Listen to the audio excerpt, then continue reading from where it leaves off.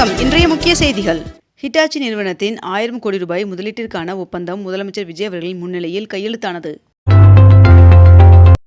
வருகின்ற ஆகஸ்ட் 17ஆம் தேதி முதல் ஆன்லைனிலும் பத்திரப்பதிவு செய்யலாம் என்று அமைச்சர் லோகேஷ் தமிழ்ச்செல்வன் அவர்கள் தெரிவித்துள்ளார்.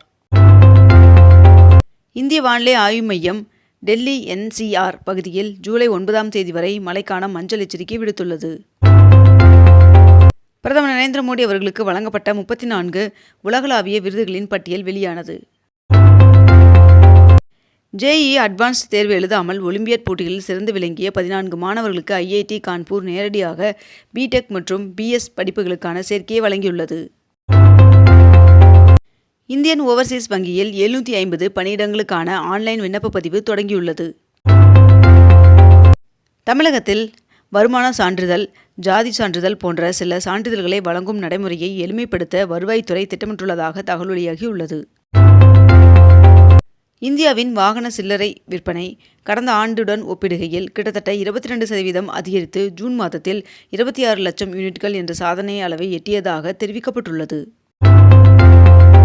ஆட்டோ கட்டணத்தை மறுநிர்ணயம் செய்வது தொடர்பாக ஆலோசனைக் கூட்டம் அமைச்சர் விஜய் பார்த்திபன் அவர்களின் தலைமையில் நாளை நடைபெற உள்ளதாக தகவல் வெளியாகியுள்ளது. தமிழகத்தில் டாஸ்மாக் ஊழியர்களுக்கு 25% ஊதிய உயர்வு வழங்க முதலமைச்சர் உத்தரவிட்டுள்ளார் என்று அமைச்சர் விக்னேஷ் அவர்கள் தகவல் தெரிவித்துள்ளார். பிரதமர் நரேந்திர மோடி அவர்கள் இந்தோனேசியா நாடாளுமன்றத்தில் உரையாற்றினார்.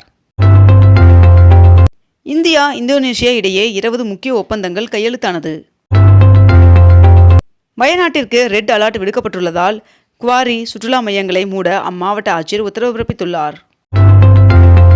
தமிழ்நாடு ரியல் எஸ்டேட் ஒழுங்குமுறை ஆணையத்தின் தலைவர் பதவியிலிருந்து முன்னாள் தலைமை செயலாளர் சிவ்தாஸ் மீனா அவர்கள் ராஜினாமா செய்துள்ளார்.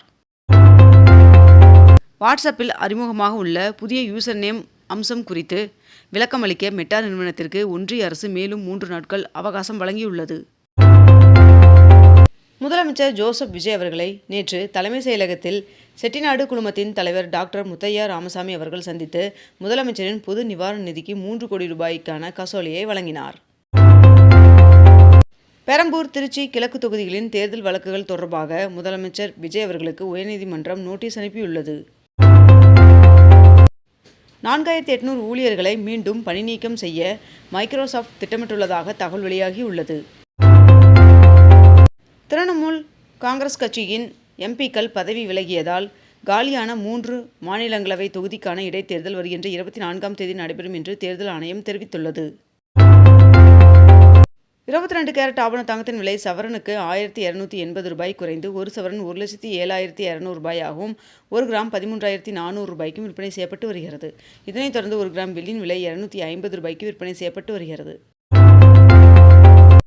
ஓணம் பண்டிகையை முன்னிட்டு 100க்கும் மேற்பட்ட சிறப்பு ரயில்கள் இயக்கப்படும் என்று ஒன்றிய ரயில்வே அமைச்சர் அஸ்வினி வைஷ்ணவ் அவர்கள் தெரிவித்துள்ளார். பிரதமர் நரேந்திர மோடி அவர்கள் இந்தோனேசியா, ஆஸ்திரேலியா, நியூசிலாந்து ஆகிய 3 நாடுகளுக்கு அரசுமுறை பயணமாக டெல்லியிலிருந்து நேற்று புறப்பட்டு சென்றார். அமெரிக்கா, ஈரான் இடையே தற்காலிக போர் நிறுத்தம் ஏற்பட்டு ஹார்முஸ் ஜலசந்தியில் இயல்பு நிலை திரும்பியதால் அவசரகால இயற்கை எரிவாயு விநியோக கட்டுப்பாடுகள் முழுமையாக நீக்கப்படுவதாக ஒன்றிய அரசு அறிவித்துள்ளது. பெங்களூரில் குடிநீரை வீணாக்கினால் 5000 ரூபாய் அபராதம் விதிக்கப்படும் என்று தெரிவிக்கப்பட்டுள்ளது. தமிழகத்தில் ஜூலை 12ஆம் தேதி வரை மழைக்கு வாய்ப்புள்ளதாக வானிலை மையம் தகவல் தெரிவித்துள்ளது. பழனி முருகன் சுவாமி கோவிலில் ரோப்கார் சேவை மற்றும் விஞ்ச் சேவை ஆகியவற்றிற்கு டிக்கெட்கள் ஆன்லைன் முன்பதிவு செய்யும் வசதி தொடங்கியது. மெட்டா நிறுவனத்தின் AI திட்டங்கள் எதிர்பார்த்த வேகத்தில் இல்லை என்று மெட்டா CEO தெரிவித்துள்ளார். 2025-26ஆம் நிதியாண்டில் ஏழுமலையான் சுவாமி கோவிலில் பக்தர்கள் 1738 கோடி ரூபாய் உண்டியல் காணிக்கையை செலுத்தியதாக தகவல் வெளியாகியுள்ளது. வெளிநாட்டு நிதி உதவியுடன் செயல்பட்டு வந்த 72.3% தன்னார்வ தொண்டு நிறுவனங்களின் உரிமம் ரத்து செய்யப்பட்டுள்ளதாக தகவல் வெளியாகியுள்ளது. 2026ஆம் ஆண்டிற்கான முதலமைச்சர் மாநில இளைஞர் விருதிற்கு விண்ணப்பிப்பதற்கு ஜூலை 13ஆம் தேதி கடைசி நாள் என்று தெரிவிக்கப்பட்டுள்ளது. சொத்து வரி செலுத்தாத நிறுவனங்கள் பட்டியலை சென்னை மாநகராட்சி வெளியிட்டது. இந்தியாவில் உள்ள விமான நிலையங்களின் தரவரிசை பட்டியலில் சென்னை விமான நிலையம் 5வது இடத்திற்கு தள்ளப்பட்டது. முதலமைச்சர் விஜய் அவர்களின் தலைமையில் உயர்கல்வித்துறை தொடர்பான ஆய்வுக் கூட்டம் நடைபெற்றது.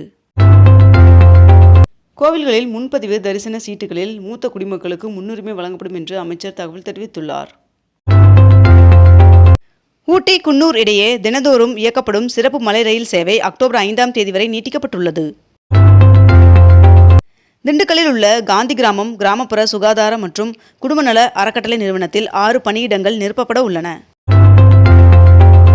சென்னையில் நடைபெற்ற விசிக விருதுகள் வழங்கும் விழாவில் விசிக தலைவர் திருமாவளவன் அவர்கள் 7 பேருக்கு விருதுகளை வழங்கினார்.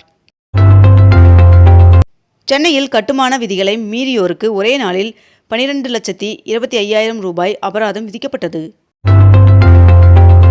கொடைக்கானலில் சுற்றுலாவை மேம்படுத்த ரோப்வே அமைப்பதற்கான சாத்தியக்கூறு ஆய்வை சென்னை மெட்ரோ ரயில் நிறுவனம் மேற்கொண்டுள்ளது. தமிழ்நாட்டில் பள்ளிகளில் பணிபுரியும் ஆசிரியர்களுக்கான தகுதி தேர்வு தாள் 2ஐ 1,60,929 பேர் எழுதியுள்ளதாக ஆசிரியர் தேர்வு வாரியம் அறிவித்துள்ளது.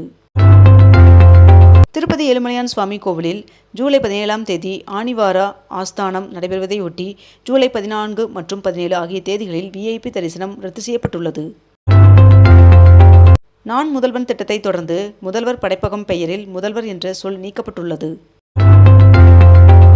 நாடாளுமன்ற மழைக்கால கூட்டத்தொடர் வருகின்ற 20ஆம் தேதி தொடங்கி ஆகஸ்ட் 13ஆம் தேதி வரை நடைபெற உள்ளதாக தெரிவிக்கப்பட்டுள்ளது. தமிழ்நாட்டில் தென்மேற்கு பருவமழை இயல்பை விட 31% கூடுதலாக பெய்துள்ளது என்று வானிலை ஆய்வு மையம் தகவல் தெரிவித்துள்ளது. பெரியபாளையம் இறால் ஆலையில் இருந்து அமோனியா வாயு அகற்றும் பணி 2வது நாளாக நடைபெறுகிறது. வால்பாறையில் உள் விளையாட்டு அரங்கம் அமைக்க மக்கள் கோரிக்கை விடுத்துள்ளதாக தகவல் வெளியாகியுள்ளது. ராஜஸ்தானின் நாட்டின் முதல் கிரீன்ஃபீல்டு ஒருங்கிணைந்த சுத்திகரிப்பு மற்றும் பெட்ரோல் கெமிக்கல் வளாகத்தை பிரதமர் நரேந்திர மோடி அவர்கள் நாட்டிற்கு அர்ப்பணித்தார். மேகதாது அணை விவகாரத்தில் தமிழ்நாடு தீவிரமாக செயல்பட வேண்டும் என்று பாமக தலைவர் அன்புமணி ராமதாஸ் அவர்கள் வலியுறுத்தியுள்ளார். வங்க கடலோர பகுதியில் நிலவிய காற்றழுத்த தாழ்வு பகுதி தாழ்வு மண்டலமாக வலுப்பெற்றது என்று இந்திய வானிலை ஆய்வு மையம் தகவல் தெரிவித்துள்ளது.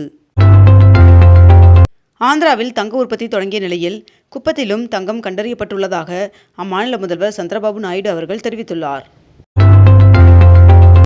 குஜராத், மத்திய பிரதேசம், ஹரியானா உள்ளிட்ட வட மாநிலங்களில் பெய்த கனமழையால் பல இடங்களில் வெள்ளப்பெருக்கு ஏற்பட்டுள்ளது.